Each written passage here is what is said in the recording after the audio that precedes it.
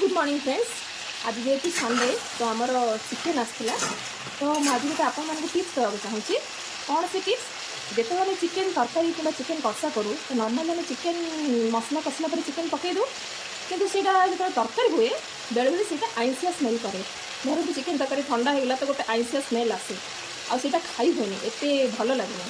तो से मुझे गोटे टिप्स कहूँ जो चिकेन घर को आणुचे ताकू भलसे धोईकी से दुईटा लेंबू मुझे किले चिकेन आनी किले चिकेन दुईटा छोट छोट लेंबू पकई लेंबूर दूर काढ़ी आ कि लुण कि हल्दी आ कि सोरिष तेल देकी मुझे गोटे 10 ରୁ 15 मिनट मेरिनेट कर रखी तापर ताकू तेल हाई फ्लेम 10 ରୁ 15 मिनट दरकार नहीं 10 मिनट आप हाई फ्लेम भाजीदेवे।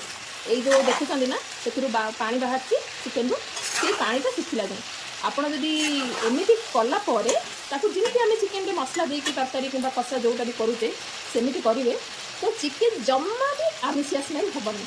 इवेन ठंडा होगापर भी चिकेन जो आमिषिया स्मेल हुए से जमा भी रही आपड़ थे ट्राए कर देखते। मुझे यहाँ सब एमती ही बनाए भाविली से टिप्सटा मुझे सेयर करी कही कहीं जिते चिकेन मो हजबैंड को पसंद नुह जेहेतु सी आमिषिया स्मेल करे कही तो जब मुझे एमती कर बनाए तो सी एत स्मेल करे और सी अल्प टे खाते कहते जे ना यहाँ जमा स्मेल करूनी ठंडा है हो कि गरम हो तार आमिषिया स्मेलटा पूरा मारी दिए केमी मारे जेहेतु आम लेंबू रस पकई था सोरष तेल पकई था आ सी तेल 10 मिनट हाई फ्लेम फ्राए होता है तो तार आमिषिया स्मेलटा पूरा कमी जाए पूरा माने पूरा आप गरम खाँतु कि ठंडा खाँतु जमी भी खाँतु सी जमा और स्मेल हेनी।